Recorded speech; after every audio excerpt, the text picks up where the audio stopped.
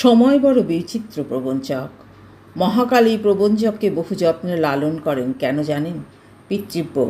কারণ কোনো একদিন সে মহাকাব্যে সব রহস্যকে ছিন্ন ভিন্ন করে ধর্মকে অধর্ম আর সত্যকে অসত্য বলে উচকিত রবে চিৎকার করবে, আমাকে সৃষ্টি করে হে মহামতি পিতৃব্য ব্যাসদেব। আপনি নিজের অজান্তেই সর্বগ্রাসী দাবানলের সূত্রপাত করেছেন এক স্ফুলিঙ্গ থেকে। বারবার তাকে নির্বাপিত করার চেষ্টা করেছেন, কিন্তু সেই স্ফুলিঙ্গ কখন ধিক ধিক চলতে শুরু করে চোরাস্রোতে বয়ে গেছে এই ভারতবর্ষের শিরা উপশিরায়, তা আপনি নিজেও বোঝেননি। এ দাবানল সর্বগ্রাসী, কিন্তু যতদিন তা চলবে ততদিন আপনি মহাভারতের স্রষ্টা, দ্রৌপদীর স্রষ্টা অমর হয়ে থাকবেন। আমাকে সৃষ্টির সময় কখনো কি ভেবেছিলেন পিতৃব্য যে এক নারীকে ঠিক কতখানি শক্তির আশীর্বাদ কিংবা অভিশাপ দিয়েছেন আপনি? যে শক্তিতে সে এক ঈশ্বরকে সৃষ্টি করেছে আর আপনাকে করেছে অমর, তার মূল্য সে চুকিয়েছে নিজের সর্বস্ব উজাড় করে দিয়ে। আপনি কৃষ্ণ দ্বৈপায়ন বেদব্যাস, আপনার কলম ধরেন স্বয়ং হেরম্ব, আপনার মহাকাব্য পরমেশ্বরের বিচিত্র সৃষ্টি লীলায় এক চিরন্তন শাশ্বত দলিল। আনত হয়ে আজ আপনাকে কিছু প্রশ্ন করতে চায়। আপনার এই আত্মজা, সে আপনার কল্পনাজাত। অগ্নি থেকে যে কন্যার জন্ম, তার শৈশব কোথায় পিতৃব্য? শৈশব হলো সেই অমূল্য রত্ন যা মানুষের সারা জীবনের সঞ্চয়। তার আলো, তার উত্তাপ, উষ্ণতা, তার স্নেহ আর তাকে সেচনে সবটুকু অবলম্বন করে তবেই তো জীবনের মুখোমুখি দাঁড়ানোর শক্তি আসে। আমার মা কে? মাতৃত্বের কোমল স্পর্শ আমি কেন পেলাম না পিতা? তাই কি আমার মাতৃত্ব এত অসম্পূর্ণ? আমায় আপনি মেধা দিলেন, জ্ঞান দিলেন, প্রজ্ঞা দিলেন, রূপ লাবণ্য দিলেন, উজ্জ্বল মন আর প্রেমপূর্ণ হৃদয় দিলেন, কিন্তু তার সবটুকু আমার হলো কই? তার রাস ধরিয়ে দিলেন কৃষ্ণের হাতে। এই কৃষ্ণ বৃন্দাবনের সেই গোপকুমার নন। এই কৃষ্ণ আপনার রচনায় এক ভয়ানক কূটনীতিক, যিনি সারাটা মহাকাব্য জুড়ে সাদা কালো গুটি সাজিয়ে ভয়ঙ্কর রণক্ষেত্রে কুরুক্ষেত্রের রচনা করলেন, যার মহাভাগে নিজে অজান্তেই আমি দাঁড়িয়ে রইলাম আর নিঃস্ব হলাম প্রতি মুহূর্তে। এমন কেন? জ্ঞানী সৃষ্ট নারী হৃদয় বড় সুন্দর, গভীর আর রহস্যময়। সে রহস্য স্বয়ং ঈশ্বরও ভেদ করার ক্ষমতা রাখেন না। সুকুমারী দ্রৌপদীর হৃদয় তাকে সৃষ্টি করেও আপনি চিনতে ব্যর্থ হলেন, অথবা চিনেছিলেন বলেই তাকে নিয়ে এক অমোঘ খেলা খেললেন। কিসের ভয় মহর্ষি? অর্জুনকে হারানোর ভয়? দ্রৌপদী যদি নিজেকে উজাড় করে তার সম্পূর্ণ হৃদয় অর্জুনকে প্রদান করে, তার প্রেম, তার মায়া, তার সৌন্দর্য বিছিয়ে দেয় অর্জুনের জীবনের প্রতি সোপানে, তবে অর্জুন যে তার মধ্যে আজন্মকাল ডুবে যাবেন নিজের সর্বস্ব ভুলে, এ সত্য আপনি জানতেন, আর তাই আমাকে ভাগ করলেন পঞ্চস্বামীর মধ্যে। কি ভয়ানক আস্থা আপনার এই পাঞ্চাল কন্যার প্রতি! তার জন্যে মহর্ষি প্রণাম আপনাকে সেই বিচিত্রতম বরের জন্যে। প্রতি স্বামীর সঙ্গে বৎসরকাল মিলন শেষে আমার কুমারিত্ব লাভ।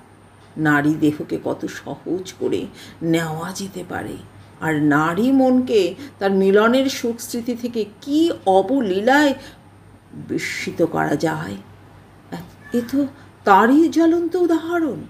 দেহ না হয় ঋষি রবে, কুমারিত্ব ফিরে পেত, কিন্তু মন, সে তো প্রতি শয্যায় একজনকেই অন্তরে খুঁজছেন প্রভু, তিনি অর্জুন। আমার আসল স্বামী যাকে ভালোবাসার দণ্ড আমায় মহাপ্রস্থানের পথে দিলেন, বেশ, তাও নিলাম আনত শিরে। স্রষ্টা তার সৃষ্টিকে চালিত করবেন, রাখবেন, নির্বাসন দেবেন, হাসাবেন, কাঁদাবেন, প্রয়োজনে নগ্ন করে আবার তাকে ঢাকবেন। এ তো স্রষ্টার অধিকারের পরে। কিন্তু সৃষ্টি যদি স্রষ্টাকে ছাপিয়ে ওঠে, অমোঘ সত্যের প্রলাপ হয়ে ওঠে। মহাকাব্যের বিবর্ণ পৃষ্ঠা থেকে বেরিয়ে এসে স্রষ্টার চোখে চোখ রেখে প্রশ্ন করে, কেন পিতৃব্য? কি তার উত্তর দেবেন? মহাকাল আমায় তার পিনাক করে তুলে ধরলেন। দেহের সুবর্ণ ধনু মেরুদণ্ড ছিলা, এই ধনুক থেকে প্রতিটি তীর বিদ্ধ করবে তার নিশানা হলো তাই। স্বয়ম্বর সভায় অর্জুনের লক্ষ্যভেদ, কর্ণকে অপমান, সূচনা হলো অমর মহাগাথার। সে বয়ে চলল আপনার ভূর্জপত্র ছাপিয়ে। কত পথ, কত অজ্ঞাতবাস, কত ষড়যন্ত্র, কত বিচিত্র নীতির খেলা। আর আমি দ্রৌপদী সেই ঘূর্ণিতের দিশাহারা হতে হতে আজ ধর্মের শয্যায়, কাল শক্তির শয্যায় রাত কাটালাম, শুধু প্রেমের শয্যা ছাড়া। যাকে ভালোবেসেছিলাম অন্তর থেকে, স্বামী বলে বরণ করেছিলাম, সেই অর্জুন করলেন অন্য স্ত্রীর ঘর। আর আমি রাজেশ্বরী দ্রৌপদী হয়ে তার সন্তানের জননী হলাম ঠিকই, কিন্তু সে পুত্র অভিমন্যু হলো না। তারপর এলো দ্রুতকে রায়, সেই ক্ষণ যার প্রতীক্ষায় আপনিও ছিলেন মুনিবর। রজস্বলা হওয়া নারীর বড় অপ্রতিভ ক্ষণ। ঠিক সেই ক্ষণটি বেছে নিয়ে শুরু হলো মহাভারতের কলঙ্কিততম অধ্যায়। জ্যেষ্ঠ পাণ্ডব আমায় দান করলেন, হারালেন, এবং আমার চরমতম মুহূর্তে বাকি পাণ্ডবদের তার নীতিবাক্যে ক্লিপ করে রাখলেন। আর বাকি সভা আমার আর্তচিৎকার কি কারো কানে, কারো প্রাণে পৌঁছয়নি। হে বেদভ্যাস, আপনার কানেও না? নারীর অপমান আপনি অনুভব করতে ব্যর্থ, আর তাই কুরুসভা মৌন রাখলেন। আসলে এই মৌনতা জ্ঞানের, এই অন্ধতা বোধের, আর এই অন্যায় বিচারের যুগে যুগে যা ভুলুণ্ঠিত কর্ণ উচ্চারণ করলেন সেই ভয়ানক শব্দ। আর দুর্যোধনের উন্মুক্ত উরুর কদর্য ইঙ্গিতের মধ্যে দিয়ে দুঃশাসন তার ঘৃণ্য মুষ্টিতে ছিনিয়ে নিল আমার আঁচল, ঠিক যেমন করে সে আমায় আজানুলম্বিত কেশ তার মুঠোয় ধরে টেনে এনেছিল সেই সভা মধ্যে, আমার আর্তনাদকে পরিহাস করতে করতে। পিতৃব্য ব্যাস, কলম স্তব্ধ হয়নি গণনায়কের আলোর আঙ্গুলে? কাঁপেনি স্বয়ং স্রষ্টার হৃদয় এর বর্ণনার মুহূর্তে? হয়তো কেঁপেছিল, তাই কৃষ্ণ খুললেন তার ঐশ্বরিক ক্ষমতার ঝাঁপি। ধর্ম এসে রক্ষা করলেন দ্রৌপদীর মান। যুদ্ধের পটভূমি রচনা হলো, মহাভারত এগিয়ে গেল কামুক বনের পথে। কামুক বন থেকে কুরুক্ষেত্রের রণারঙ্গ এক দীর্ঘ পথ। এই সবটুকু সময় জুড়ে যন্ত্রণার গ্লানি, অপমান আর প্রতিনিয়ত প্রতিশোধ, স্পৃহার আগুনে জ্বলে ছাই হওয়া ধীরে ধীরে দ্রৌপদীকে করে তুললেন ক্ষুধার্ত গর্ভুর এক, যে শুধু প্রতিশোধের বীজ বনে আর ধ্বংসের মন্ত্র আওড়ায়। নিজেকে নিজের ঘৃণ্য হোতা মুনিবর।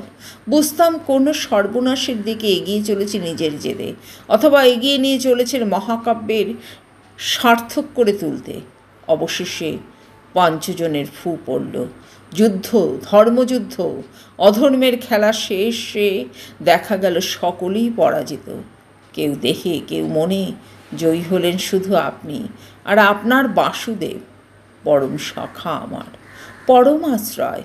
জগৎ শুনল, ধর্মস্থাপনে হেতু যুগে যুগে আমি ফিরে আসব। ধর্মস্থাপনের ভিত কি অধর্মের বুকে গাঁথা হয় পিতৃব্য? ধর্ম আর অধর্মের মাঝের ওই ধূসর রেখাই কি তবে কূটনীতিক দ্বারকাধীশ কৃষ্ণ? আর যে দিগন্তকে চিরে সেই রেখা এগিয়ে যায়, সেই দিগন্তই কি তবে দ্রৌপদী, যার বুকের ওপর জগৎ খেলা করে? কিন্তু সে যেন থেকেও নেই কোথাও, অথবা আছে এত দূরত্বে যে হাত বাড়ালে দূরত্ব শুধু বাড়ে, বেড়েই চলে। মহাপ্রস্থানের পথে আমার শেষ মুহূর্তগুলি আপনি জানতে চাননি ঋষিশ্রেষ্ঠ। ধর্মপুত্রের ওই শীতল শব্দগুলি আমার তুষারাচ্ছন্ন শেষ শয্যার চেয়েও শীতল ছিল, যন্ত্রণায় ছিল। সেখানে ঘোর অন্ধকার একাই নারী কি প্রলাপ বলেছে, কে বিলাপ করেছে, তা আপনি শুনতে চাননি, শোনাতে চাননি জগৎকে।